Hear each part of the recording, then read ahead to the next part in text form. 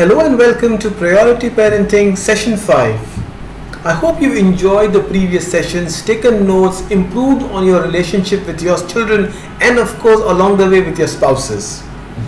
The last episode, we spoke about something very specific on a very sensitive topic, not only talking to boys but also on the current issues with regards to child abuse. We hope you took cognizance of the dangers lurking around our children and how do we talk to them or have a meaningful conversation with our children. Today we're going to talk on something similar but a different topic, and hopefully we will also take a little light-hearted approach to a taboo subject that we hardly speak in our conversations or in our families. You see, shame is a powerful motivation and it makes you always stay silent. Do you remember the scene of shame from the recent episode of Game of Thrones, where shame became a topic of a lot of pun and commercials, and it was done in a way where you were publicly humiliated. Many a parent, especially the mothers, inadvertently shame their sons or the children.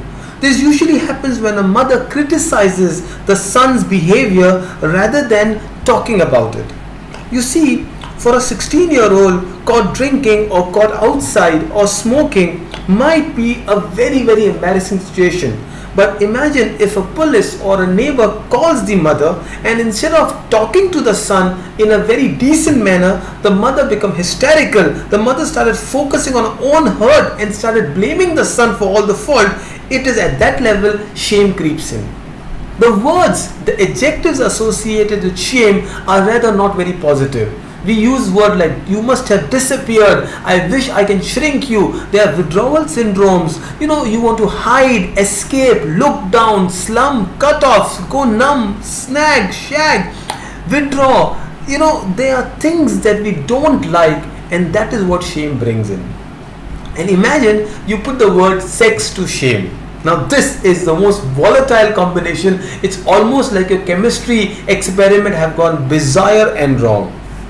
You see, again, many parents feel uncomfortable discussing children's sexuality and sex within the family.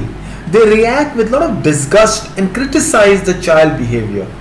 Studies, in fact, have shown that boys first see their first pornography around the age of 11. With the kind of social media in today's time, I would not be surprised somebody says 8, 9, but average is 11. 20 years ago, the first age of exposure to pornography was 14, and now it's only decreasing.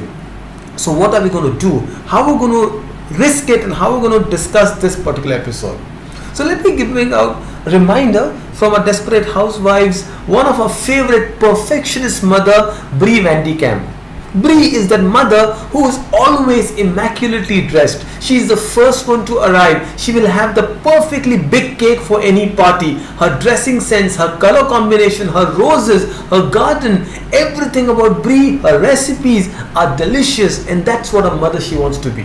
She wants to be the ideal mother whose children cannot ever make a mistake. And what an amazing incident when her son Andrew declares his sexual orientation, which is not straight. And the hysteria Brie goes through, while it's a very funny intake, but as parents, how would we react? If your son or daughter would have come and said they had premarital sex, or your son would say, "I'm addicted to pornography," or somebody in today's time, the gays and lesbianism, they want to join the LGBT community, how would a parent react? An amazing intake, a case study is Brie's. But we take back a more reflective approach, a more contemplative approach, and as parents, how do we deal with such issues around us? If not with us children and our children, at least let's not have the elephant in the room and continue to ignore it. So this is what good parenting is about. Parenthood, in a reflection time, it's all about guiding the next generation and forgiving the last. I love the part of forgiveness, because if you're unable to forgive, if you're unable to let go, you will never be able to move ahead, either with you, your family, or your neighborhood, everyone pushing you around. You must let go. So what's a case study in today's episode? This is a case study on we discussed porn on computer. Now imagine the mother, Velma, she said, "I suddenly entered my son's study, his bedroom, and both of mother and the son were shocked because he was looking up for some musician on the website and out popped a pornographic image. While that shocked, and he made a loud sound, a kind of sound between a mixture of a groan and a scream. And the worst part was the mother was right there as if out of nowhere. She said, "What's the problem?" The embarrassment on the son was not because of the picture, but because of the fact that he knew that his mother also saw him. He was upset, and so should he be, but so was she upset. And now this assaultment by the image caught both of them unaware. Now what would a mother do at this time? You see, most of the time would like to shrink and discuss something or blame the son. Even, for example, take a case study on a separate issue where you found your son actually watching a pornographic movie. What do? How do you talk to him? And believe me, one of the worst conversation is what we discussed in our last episode. You insult him, you shame him, or you feel sorry for him. All you do is you come and acknowledge it. It must have been hard. Today it just comes out like that. The son would say, "Are you shocked?" or "I didn't do it." And as a mother, you say, add to it that's a lot of bad stuff on the internet. Unfortunately, you will probably come across a picture like that again. You see, as a mother or a father, and ideally a father handles a situation like that with sons and mothers with daughters, because gender sensitivity also becomes very important. But then what you talk in your conversation language becomes very important. So as a parent, what do you say? You might want to add, when you see a part of it, you want to stare at it, which is very normal. But that will make you feel embarrassed, and I strongly encourage you to shut it down as quickly as they pop up, because they will take you to the dark part. You see, as a parent, we need to understand and tell our son and our daughters that just seeing pornography will not make them a bad person, because the world around them is harsh. But you must make them not feel guilty about watching something that was not their mistake. Today we are unable to let go, remember? So I'll give you a very humorous incident of how boys and girls are wired to it.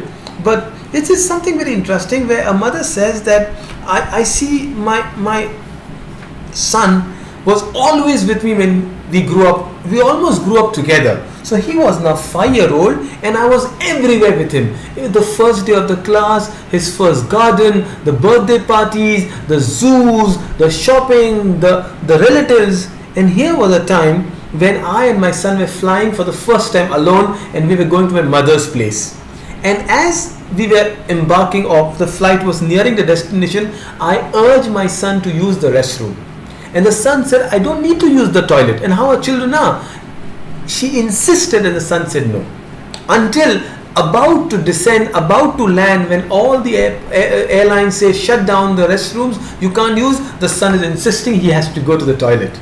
Now the mother and son are waiting for the very process of reaching out. And as soon as they go now, the son runs to the bathroom in the airport. But the problem is, he has now a 5-year-old boy, he looks big enough, has to use the men's toilet. And she has never ever let him go alone, for that matter, anywhere, to a men's restroom to pee. One of the worst things that a mother said. And the mother said, "Now I realize how much of his life I was controlling, because for the first time he had to go to the men's one, and I stood near the entrance as he was going in, and I kept shouting, 'How's it going? Are you okay? 10 seconds up. Are you okay? You need any help?' And imagine all the other frustrated men around, where a woman is hanging around the men's loo. And the boy perhaps would have the most difficult pee time ever. And then as soon as he comes up, the mother asks, "Have you washed your hands? Is it okay? Was it fine? Did you flush?" And imagine the embarrassing look on a child's thing.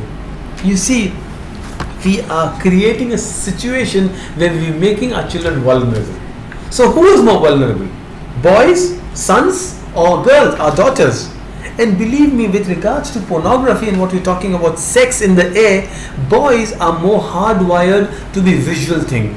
And if you look at the ads today, the condom ads, the curtain ads, the laptop ad, the BMWs, and anything, you see a woman in a skimpy dress and telling you that the product is very good. And as visual as men are, boys look at these images and they have difficulty looking away. That's why pornography so powerfully attracts and affects the men and not the women. The pull you see, it could be a woman in an ad, in a song, in a movie, on the internet, and you're just watching a harmless movie and suddenly out of nowhere pops a kissing scene and you're uncomfortable watching with your children. What do? Most of us sit up and we start shutting down. The best way would be to have an honest conversation about their feelings towards sex and media. And believe me, that is what we will discuss today, or rather that is what we will suggest as we close our session on shame and sex. Sex education, my friends, believe me, begins very, very early. It begins as young as 3 years and 5-year-old, where you start talking to them how are boys and girls different. Are the clothes they wear different? And you tell them occasionally they are different, but very often they are same. The sneakers are the same, the track pants are the same. You see the cloth uniforms that you do. The hair. Well, my children grew up thinking girls have long hair, Rapunzel is a girl, and boys have short hair, until they meet someone with a long hair or a girl with a bob cut. What do you do then? No, that's not a differentiation factor. The best way is discuss that toilet manners are different. You slowly put it across. What's the difference between the private parts? Yes, but the way you do it is you start gently introducing to them, because if they get to know from the media and the world around, believe me, that will be a chaotic place in their minds. Their brains will mess up. Start with animals. Talk about the pregnancy in animal. Talk about the genders in animal. How do you differentiate, let's say, a hen from a rooster? And that's where these things will become very, very important. So 2 books I strongly recommend, if not for a personal self, at least for a school shelf or a collection of your parenting circle in your club or local library. You insist on it. Wonderful book. It's not the stock. And number 2 book is called What's the Big Secret? You can look at the details about the authors and all, but the book is very, very sensitive how it introduces the concept of how babies are formed, and a stock doesn't bring the baby, what is early sex, how a boy is different from girls. These are good conversational starters. These are very simple, ordinary, beautifully illustrated book, very less pages and less words, but what happens is it helps you talk about the birds and the bees. As they grow older, after adolescence, the teenagers, the puberty sets in, it becomes more difficult if you haven't done the right conversation. So you start dealing with early crushes. You must talk about it, because if somebody gives a letter or kisses your daughter, the problem will compound if they are not prepared for it. And one of the best things I can tell you, literally the best thing, is fathers must hug their children, the daughters more. Bare-breasted, let your daughters touch you. Let them fool around with your hairs, and what happens is they start knowing you as a man, the first man in their life. You be the one who kissed them first. You be the one who touched them, hugged them, took them on a date first, because that's the bonding that develops. For teenagers, you will have to discuss things like puberty, menses, what's the right time to wear a bra, and these are strange issues to talk about. At least with the comfort of a laptop and a mobile, you are able to convey the message to the world, but your children need to discuss this. The growth of hairs in private places, this should not be a shock to them, and it should not be a sense of curiosity with their friends, but you casually convey a message to it. If you can't, a common group of aunt or a friend or an uncle or a coach who does it in a very generic way, but the message is conveyed. Talk about wet dreams. They will happen one day, and what do you do when? Don't let them embarrass them. Don't let these things make them feel humiliated and go into depression and stress and ultimately lead to something more shameful. Talk about what virginity is. Who is virgin? What is the chastity ring that the Brazilian footballer Kaká wears, where they say that we will not engage in premarital sex? Very, very interesting concept, very beautifully dealt with, and these are my 2 resources I can give you. When I say 2, there is this beautiful book called The Girl's Guide to Sex Education by Michelle Hope.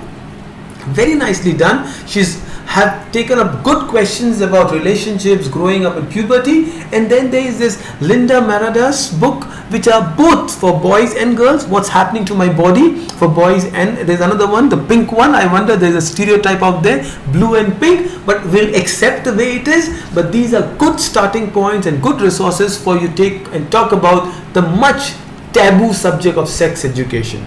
As you discuss and deal with it, remember the taboo things.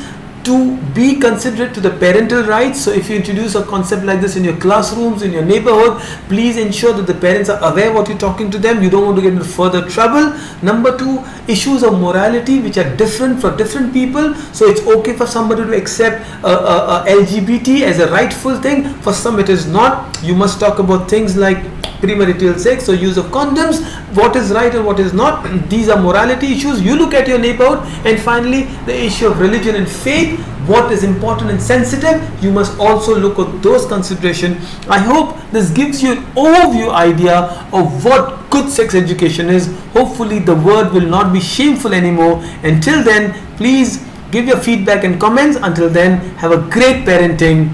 I'd love to hear your feedback and comment more often. Thank you so much and have a great day.